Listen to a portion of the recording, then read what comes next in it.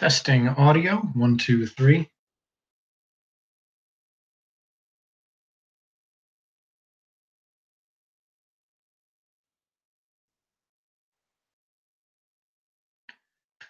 All right, this is going to be a very brief hangout. Its purpose is really just to clarify a single point from a hangout at Red's Rhetoric earlier today with part-time vegan. And the point of this is simply to show, to correct an error that I heard repeated several times in the conversation with part-time vegan. The example was given more or less of an observer standing some distance away from a building. Let's say it's 300 feet tall. And this building has an angular size based on the observer's distance from it. So in this model, the observer is essentially lying down on the ground and his eyes are at ground level. The building is 1,000 feet away. The building is 300 feet tall. The claim was made during the hangout. I don't know precisely who was making the claim, but the claim was being made that the angular size of this 300-foot building will not change so long as your eyes remain in line with some part of the building. So in other words, so long as you don't go above 300 feet or below ground level, the angular size of this building will stay the same. This is demonstrably false. This is mathematically false. This simple model demonstrates that the angular size of the building changes according to your elevation. The reason is because your distance from the center of the building is changing. Let me draw one more line. I will draw a line from the observer's eye to the center of the building. We will see how long this line is. We will see that this length changes according to your elevation. Obviously, the length of this line changes according to your elevation because the length of this line is essentially right now a hypotenuse of a triangle. The base is 1,000 feet. The height is 150 feet.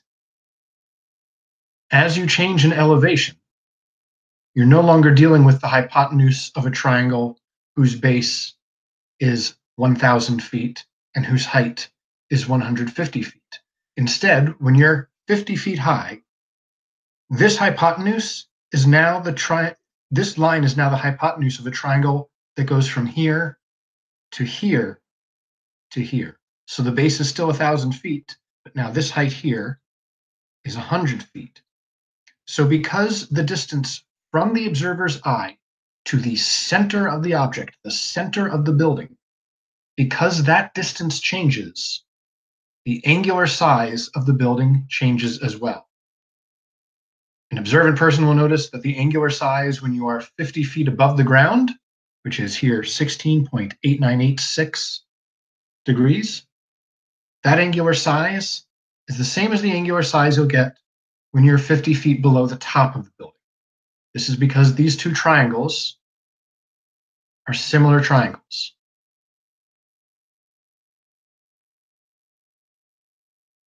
The argument that brought this up was higher elevation would make things seem larger, which is why you can see further on flat Earth. Part-time vegan made the claim.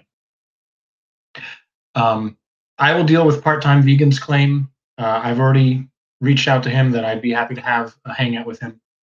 All I'm trying to deal with right now is correcting a simple mathematical claim that was erroneous and that does not help advance anyone towards accepting the globe model. If we give them bad math, if we give them demonstrably bad math, we're making ourselves. Now, it might be stated that if this building were not 1,000 feet away, but say 3 miles away, this building were 3 miles away. Let's make it more than 3 miles away. Okay. So it might be claimed that if we make the building 3 miles away instead of only 1,000 feet away, but keep its height the same, a height of 300 feet. The claim might be made again that the angular size won't change. This is still not true. The angular size will still change. You can watch the number change as I increase in elevation. Now you might say, oh, but it's changing so small. The change is such a tiny amount of change. That doesn't change the fact that mathematically, geometrically, the triangle you're making between the top of the building, the bottom of the building, and the observer's eye, that triangle is changing depending on the observer's height. And because that triangle is changing, the angle at the observer is changing. You can say that the angular size of the building imperceptibly changes, or barely changes, or hardly changes. But don't say these angles are the same, because it's wrong. I'm sorry if I'm being a bit of a pedant about this, or pedant, I don't know. If you want to be pedantic about punctuation, please correct me. But the point is, make sure your math, make sure your geometry, make sure your trigonometry is correct when explaining these things, because I assure you, if you get it wrong, someone other than me is going to pounce on it and is going to make you out to sound like you're a liar, that you're deceiving people. Yes, it would be a fraction of arc seconds. You're absolutely right, Sean. But it's a change. The height changes and the angle changes. That's pretty much all I wanted to clarify with this. So that's all. Just like, do your math right, people. Do your math right. That's all. Thanks for stopping by. Sorry, Hillel. Sorry you're late, Hillel. And sorry for being such a prick about this, but it's like that time people were arguing about a scalene triangle versus a right triangle. Scalene versus right triangle is a false argument. Some right triangles are scalene. Like, it's the more precise we are, the more difficult it will be for flat earthers to make ridiculous claims. That's all.